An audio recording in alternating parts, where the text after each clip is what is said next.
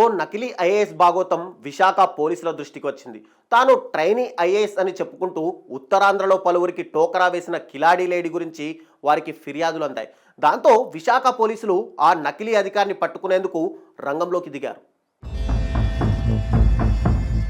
ఉత్తరాంధ్రలో నకిలీ ఐఏఎస్ ఐపీఎస్ల భాగోతాలు కలకలం రేపుతున్నాయి. మొన్నటికి మొన్న డిప్యూటీ సీఎం పవన్ కళ్యాణ్ ఉత్తరాంధ్ర పర్యటనలో ఓ నకిలీ ఐపీఎస్ అధికారి ఘటన మరవక ముందే మరో కిలాడి లేడీ తాను ట్రైనీ ఐఏఎస్ అధికారినంటూ హంగామా చేసింది. అంతేకాక తాను రాజకీయ నాయకుల బంధువునని నమ్మబలికింది. నకిలీ ఐఏఎస్ ఐపీఎస్ అధికారుల ఆగడాలతో పోలీసు వర్గాలకు టెన్షన్ పట్టుకుంది. అమృత భాగ్య అనే మహిళ తన భర్తతో అనేక మోసాలకు పాల్పడుతున్నట్టు విశాఖపట్నం పోలీసులు గుర్తించారు. ఆమె కోసం విశాఖపట్నం పోలీసులు గాలిస్తున్నారు.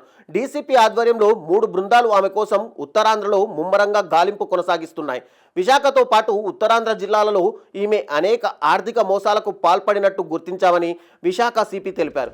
ఇప్పటికే ఈమె బారిన పడిన 2 బాధితులను గుర్తించామని, ఇంకా చాలా మంది మోసపోయినట్టు తమ దృష్టికి వచ్చిందని తెలిపారు. అయితే ఈమె వెనక ఎవరో ఉండి నడిపిస్తున్నట్టు అనుమానాలు వ్యక్తమవుతున్నాయి. ఈ అంశంపై విశాఖ సిపి శంకబ్రత మాట్లాడారు.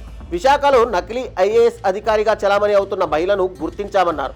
విశాఖతో పాటు ఉత్తరాంధ్రలో ఈ జంట పలు మోసాలకు పాల్పడ్డారని తెలిపారు. ఇలాంటి వారిపై కఠిన చర్యలు తీసుకుంటామన్నారు.